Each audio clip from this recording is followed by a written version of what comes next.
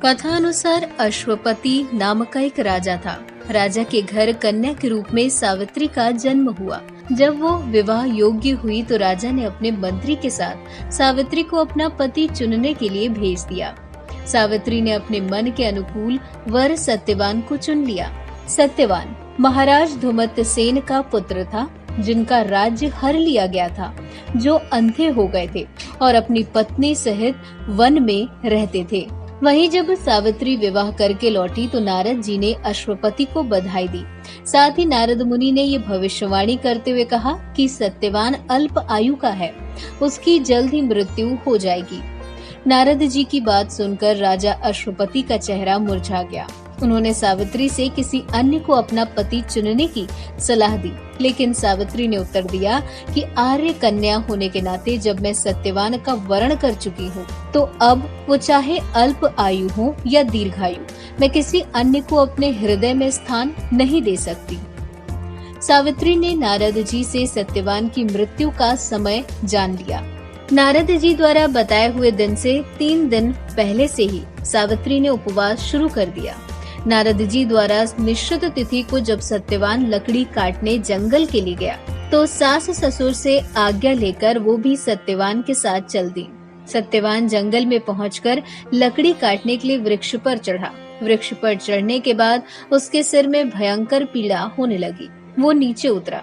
सावित्री ने उसे बरगद के पेड़ के नीचे लिटाकर उसका सिर अपनी जांघ पर रख लिया।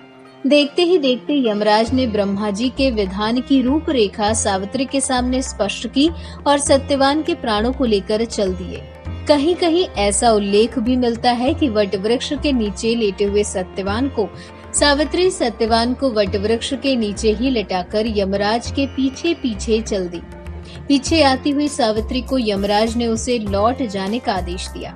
इस पर वो बोली, महाराज, जहाँ पति वही पत्नी, यही धर्म है, यही मर्यादा है। सावित्री की धर्म निष्ठा से प्रसन्न होकर यमराज बोले कि पति के प्राणों के अतिरिक्त कुछ भी मांग लो। सास ससुर के आंखों की ज्योति और दीर्घायु मांगी। यमराज तथास्तु कहकर आगे बढ़ गए। सावित्री यमराज का पीछा करती रही। यमराज ने अपने पीछे आती सावित्री से वापस लौट जाने को कहा तो सावित्री बोली कि पति के बिना नारी के जीवन की कोई सार्थकता नहीं। यमराज ने सावित्री के पतिव्रत धर्म से खुश होकर पुनः वरदान मांगने के लिए कहा। इस बार उसने अपने ससुर का राज्य वापस दिलाने की प्रार्थना की। तथास्तु कहकर यमराज आगे चल दिए। सावित्री अब भी यमराज के पीछे चलती रही। इस बार सावित्री ने यमराज से 100 पुत्रों की मां बनने का वरदान मांगा।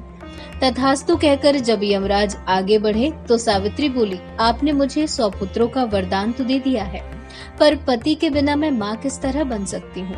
अपना ये तीसरा वरदान पूरा कीजिए। सावित्री की धर्म निष्ठा, ज्ञान, विवेक और पतिव्रत धर्म की बात जानकर प्राणों को अपने पास से स्वतंत्र कर दिया।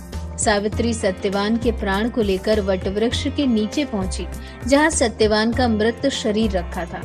सावित्री ने वटवृक्ष की परिक्रमा की तो सत्यवान जीवित हो उठे। प्रसन्नचित्त सावित्री अपने सास ससुर के पास पहुंची तो उन्हें नेत्र ज्योति भी मिल चुकी थी।